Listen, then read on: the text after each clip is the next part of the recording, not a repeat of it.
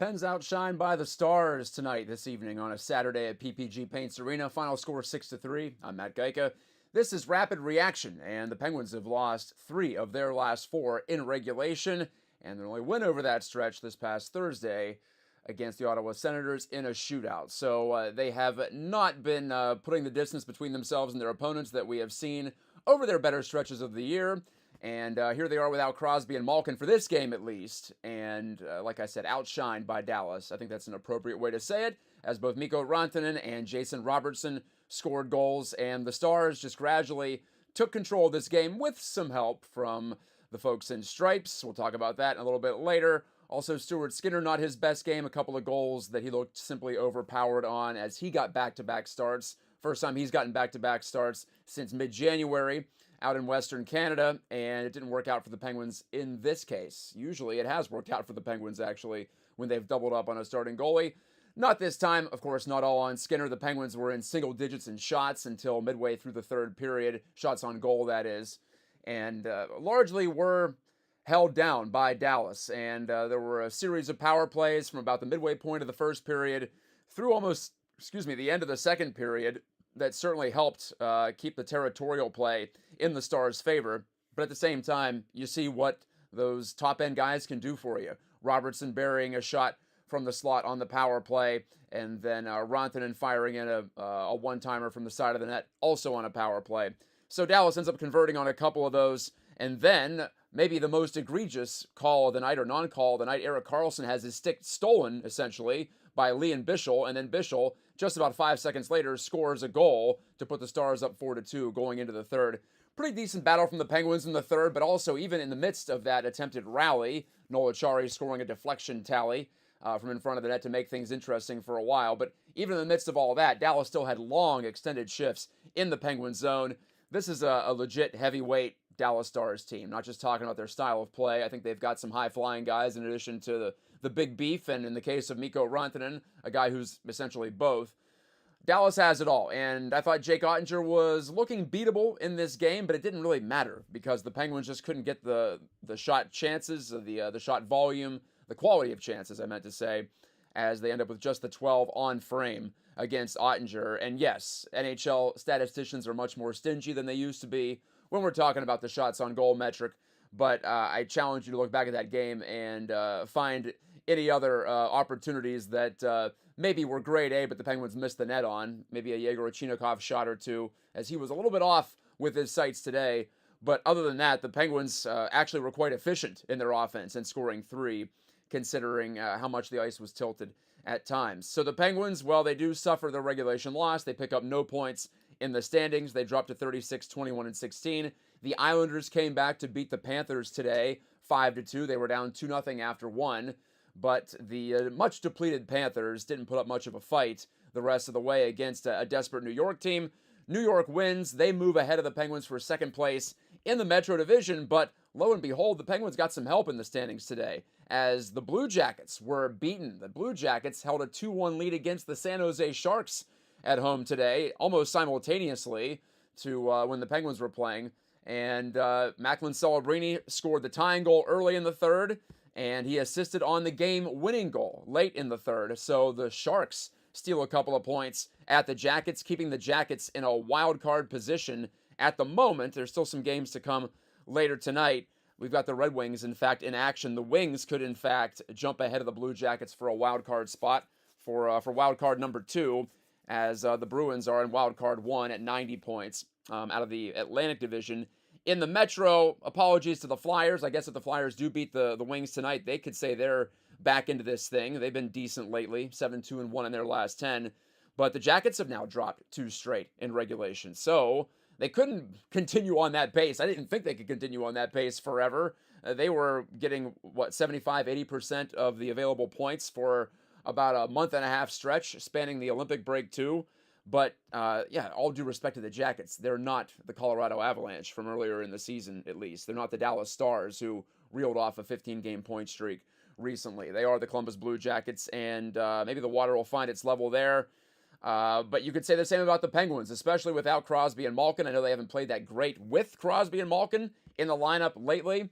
but they just don't have the firepower to consistently compete against a team like Dallas. And Dallas, after a sleepy opening 5 or 10 minutes, they woke up and the Stars were fully engaged. You could tell they were trying to also end a losing skid. They were trying to get back on track.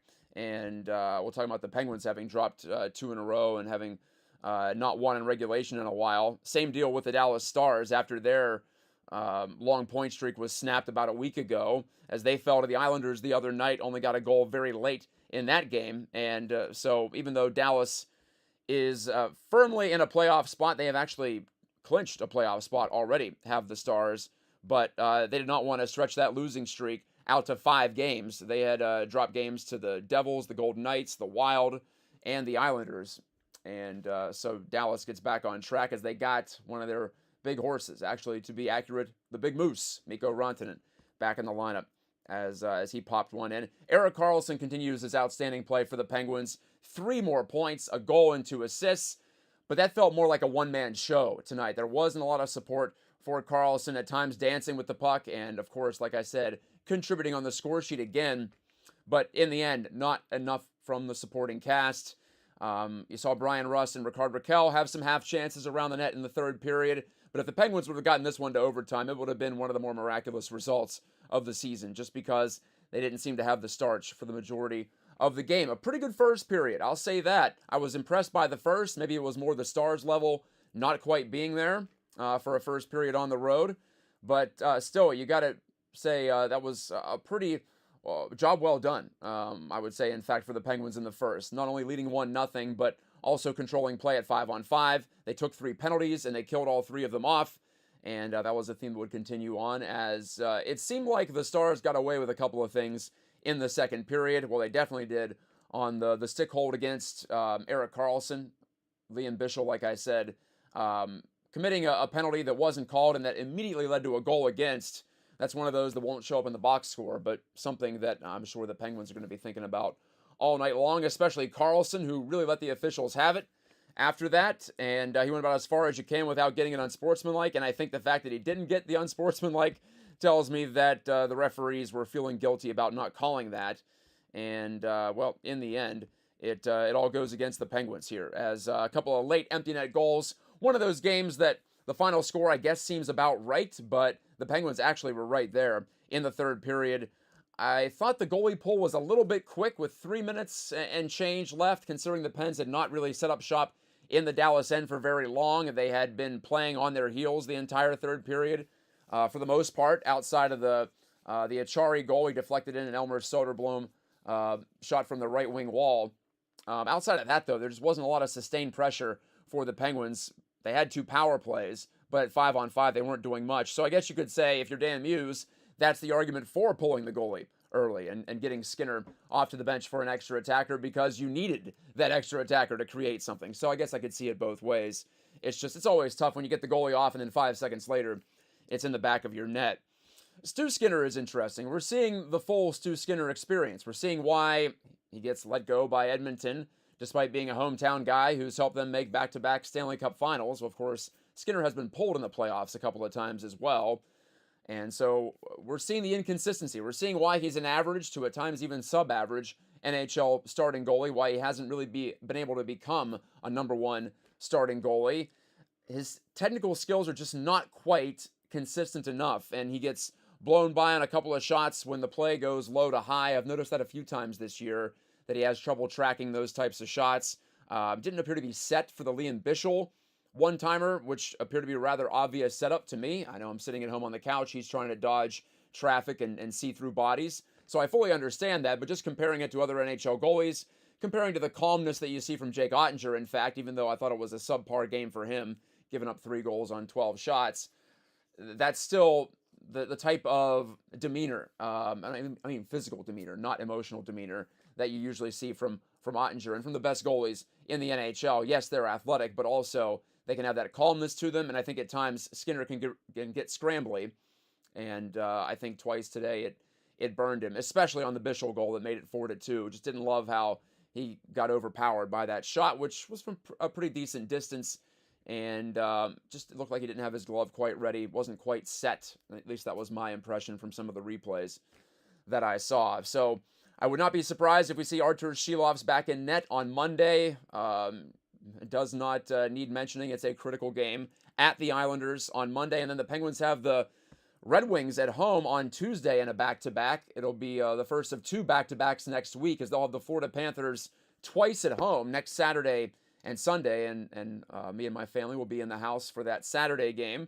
So looking forward to making our pilgrimage to PPG Paints Arena for the first time in a couple of years.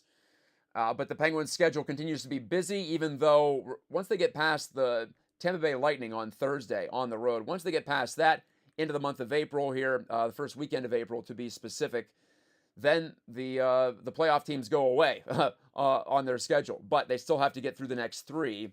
And this next one, if the Pens win it, and they do have a game in hand on the Islanders too, so if the Pens win it, that gives them a legit edge. It'll give them a 1-point lead if they win in regulation, a 1-point lead and a game in hand against the Isles. If they lose it, then it's looking like it's either the third place spot in the Metro or it's going to be a wild card position. So that's why that game against Detroit also looms large, especially if Detroit can manage a win tonight.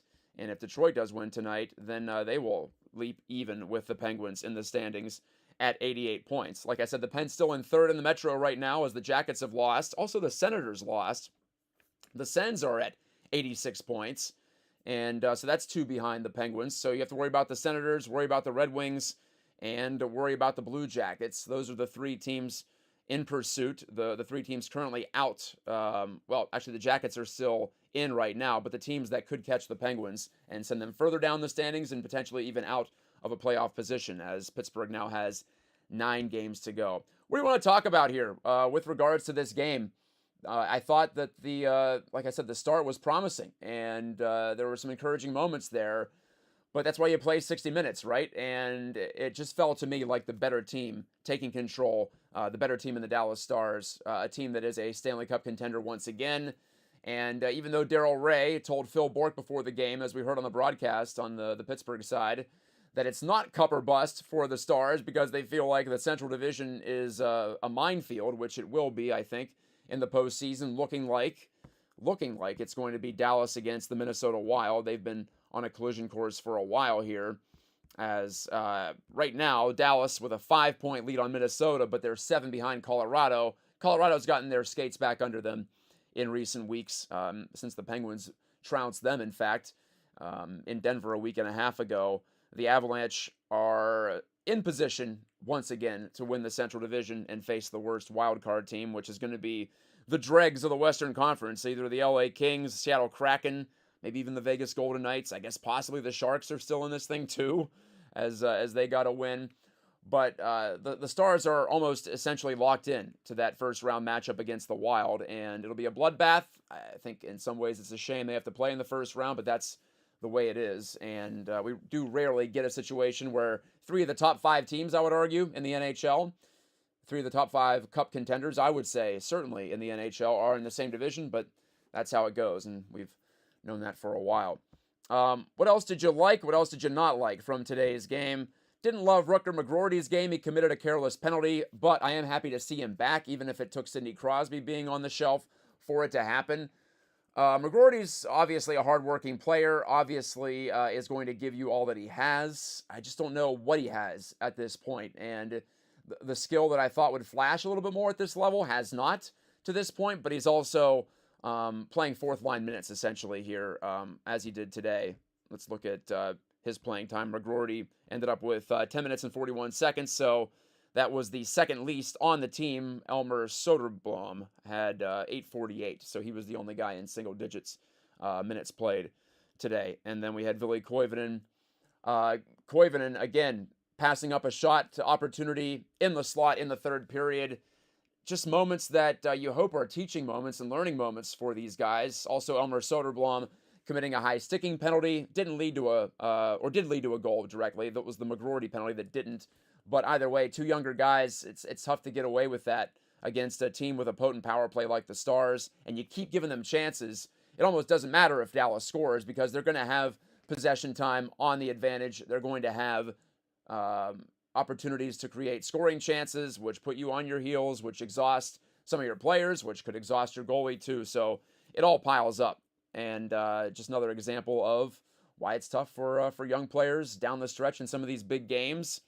Ben Kindle didn't have his best tonight as well, and these are just growing pains that are going to happen. I was glad to see, Justin Brazeau. I thought got back to a hard-hitting game, back to a game that he needs to play to be successful at this juncture and at this stage of the season, and also just in the NHL in general. He was playing in front of the net, behind the net, big body type of game from him. He actually had 7 hits. I don't often look to the hit category, but that seems about right. He was throwing the body around. He was winning some pucks on the forward check. Love to see more from Tommy Novak. Quiet game from Anthony Mantha after the early deflection goal on the power play, so I can't say he was awful, but I thought Mantha was a little bit invisible at times today. And like I said, Chinakhov just not able to get some shots on goal. He got 3 on target, but also missed on 4, and a couple of those gave Dallas early or easy clears, I should say. One of them on the power play when the Penguins had the Stars on the run a bit, and just got to bear down on those opportunities, as the players often say in the locker room after they have a game in which they misfire. Brian Rust shattering his stick over the crossbar at the end of the game. He picked up a cheap -3 rating today.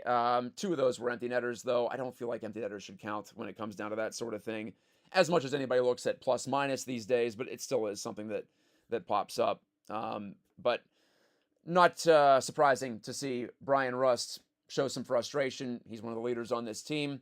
He, Ricard Raquel, Erik Karlsson, Chris Letang. I'm sure they all feel like they've got to rise a little bit taller when 87 and 71 are out of the lineup, especially 87, who has been so reliable the last 2 or 3 seasons. Now the Penguins are experiencing life without Crosby, and a preview of an era to come, I'm sure. And in a way, you like to see players like Ben Kindle get more opportunity because Crosby's out. Just because you want to see how they can handle it. Yegor Chinakhov getting more opportunity, getting looks on the power play. He hasn't been quite as effective on the power play as I think some of us thought he would. I wouldn't mind seeing him back on his strong side, on the left side, where they can get him moving downhill a la Jared McCann from a few years ago. That seemed to be an effective play for him. Chinakhov has gotten some dangerous shots off his stick on the power play on the left side previously this season. On the right side now, and of course that opens up the one-timer.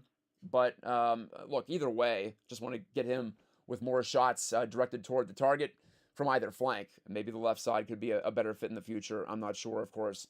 The Penguins just trying to mix and match at the moment with some of the players out. Good news on the injury front is that both Crosby and Malkin are considered day-to-day, so it would not be surprising to see one or both back for the Islanders game and certainly for the Red Wings game on Tuesday. So they have tomorrow to rest up if they need to, or get back to practice if they need to. In the case of Malkin, he's missed a couple here, so he's probably going to want to get some reps in on the practice ice up in Cranberry before he sees the action again. At the very least, I guess the morning skate at UBS Arena on Monday. But the Eastern Conference playoff race continues to mutate and at times crystallize and then melt down into just a pool of absolute chaos. And that's where we're at right now. Like I said, still games to come later tonight. The Red Wings can still jump into a playoff spot with a victory this evening. The Flyers can make it a lot more interesting with a win tonight. So there's a lot that could still happen. Buffalo in overtime. Looks like the Sabres are going to be in, but look, I'm not going to count that one until it's completely locked up, until they have an X next to their name in the standings, just because of where Buffalo's been. Tampa Bay wins. They appear to be safe in the Atlantic Division. Other teams in the East, Boston won today, so they're up to 90 points as they beat Minnesota 6-3. And the Wild have not been outstanding the last several weeks. In fact, I know Bill Guerin's a little bit flummoxed by that. Maybe a team realizing, hey, we're in third, we're going to stay in third, and there's not a lot to play for right now. That could be the case. Carolina beat the Devils 5-2. The Canes are inching ever so closer to clinching the Metro Division, as they are at 98 points, 9 ahead of the Islanders, 10 ahead of the Penguins, with 10 games to play for the Hurricanes, 8 for the Islanders, and 9 for the Pens. So I think we can go ahead and declare the Metro once again in the hands of the Hurricanes. So, action plan for the Penguins. It would be, number one, try to get one of their top two guns back up front, either Crosby or Malkin or both. And also, goaltending. What do you do there? I thought it was a subpar game from Stu Skinner, and I know you may disagree. I'm not saying there was an ugly goal necessarily let in there, but you'd love to have at least one or two more saves. Maybe even one more save for Skinner might have done the deed and gotten them to overtime, which of course is crucial this time of year, and maybe even steal 2 points because the Pens have been getting better at that in recent weeks. So I would not be shocked to see Shilov's back in net, but I wouldn't be surprised either to go back to Skinner. And if I'm making the call, I think I do stay with Skinner just because he's been in some of these big situations more than Shilovs has. Shilovs has succeeded in the playoffs too. Let's not forget that. But Skinner has seen a lot more high leverage games in recent seasons, whereas Shilovs was in the AHL for most of last year. So I'd go to Skinner and what's going to be an absolute beehive of activity and noise on Long Island. If there's ever a time for the Penguins to vanquish some of those Islander demons, maybe it's going to be Monday. I would not put it past this team. But today, no doubt, a real kick in the crotch for the Pens, to put it ever so elegantly, considering they had a 1-0 lead. Had a 2-1 lead, in fact, on Carlson's goal early in the second. But some officiating goes against them. I guess you could play the us against the world card in the locker room if you want to. I've said this a couple of times, though. I feel like you got to be careful with that sort of thing, that external motivation, because that can easily turn into everything's going against us in your mind, and then you can easily start to feel sorry for yourself. So I don't want these guys to get to that point. I'd rather they just take a line from the guy who used to coach in Pittsburgh and just play. Just worry about your game. In the words of Herb Brooks, they've got plenty of that, or they've got plenty there to keep themselves occupied. They don't need to be worrying about anything else. Honestly, at least there was no goaltending interference review today. I suppose that's our one bright spot from this one. Thanks for watching Pens Rapid Reaction. I'm Matt Geica. A little earlier on this Saturday evening, not complaining, as I ran a 5K this morning. I'm looking forward to getting to bed early. The older son's out of the house as well at an AHL game. We live here in Grand Rapids, Michigan, so he's checking out the Griffins against the Chicago Wolves, and so a little bit of a quieter evening for my wife and I with the younger one who's sick with strep throat. So we got a lot going on away from all this stuff, all the fancy YouTube fun that I get to have every once in a while. Remember to like and subscribe here on the channel. Sign up for those notifications so you know when I'm going live. Planning for shows on Monday, Tuesday, and Thursday this week. Next week, I'll be back home in Pittsburgh, but ironically, might not be able to do shows, as Saturday I'll be at the game at PPG Paints. And then Sunday, Easter Sunday, going to be hanging out with my brother and his wife and our niece and nephew. So probably no show on Sunday as well. But a lot to come here on the channel as the Pens' high leverage stretch continues. Still a couple more against teams they're directly battling for playoff spots in the East coming up Monday and Tuesday. Until then, God bless. Have a great rest of your weekend. And I'll speak to you on Monday night after Pens and Islanders.